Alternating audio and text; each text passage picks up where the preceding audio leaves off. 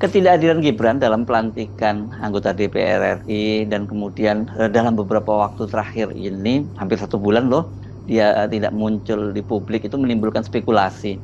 Apalagi tadi Anda mengaitkan dengan putusan gugatan PDIP di PT UN, nah, ini tanggal 10 Oktober ini ya. Banyak rumor atau tepatnya spekulasi, apakah mungkin pelantikan Gibran itu bisa dibatalkan dan apakah mungkin misalnya PT UN itu berani mengambil keputusan semacam itu?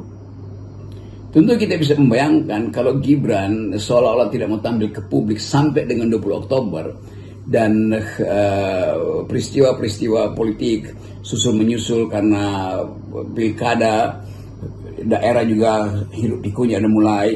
Lalu orang mulai berpikir kembali bahwa memang Pak Prabowo salah memilih wakil presiden. Tetapi sangat mungkin juga Prabowo menganggap bahwa ya hanya itu semacam upaya untuk memperlihatkan bahwa tidak ada hal yang harus disesalkan ketika Pak Jokowi meminta supaya Mahkamah Konstitusi meloloskan Gibran.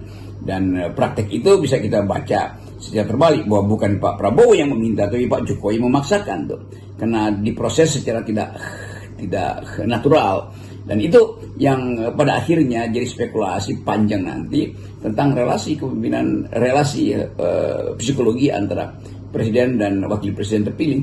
Nah, sambil kita menonton proses ini, publik terhibur sebetulnya kalau melihat bahwa ketegangan itu menimbulkan sensasi baru bahwa jangan-jangan memang Pak Gibran itu tidak akan dilantik. Jangan-jangan Mahkamah atau MPR lagi mempersiapkan semacam skenario kalau seandainya tekanan publik itu atau keputusan PT UN membatalkan Gibran, kan itu intinya kan. Walaupun dianggap bahwa Gibran sudah diputuskan statusnya oleh Mahkamah Konstitusi, tetapi politik itu selalu cair, politik itu selalu berproses mengikuti dinamika tuntutan publik.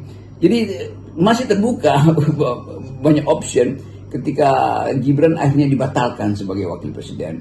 Dan permainan partai-partai kita tahu bahwa kecanggihan Golkar, kecanggihan Demokrat, kecanggihan Gerindra bahkan itu tidak tertandingi oleh sikap formil bahwa Gibran itu harus dilantik sebagai presiden. Walaupun mungkin ada pelantikan, tetapi dari awal peristiwa dimunculkannya Gibran itu udah bermasalah. Jadi kita mulai membaca manuver-manuver elit itu. Jadi komposisi politik hari ini adalah komposisi yang dibentuk oleh harmoni atau disharmoni di kalangan elit. Kalau disharmoni itu artinya akan ada proses di MPR untuk membatalkan pelantikan Gibran. Nah, tekanan publik ini berlanjut terus dan kita lihat bagaimana udah 2 bulan ini publik netizen tidak menghendaki Gibran dilantik.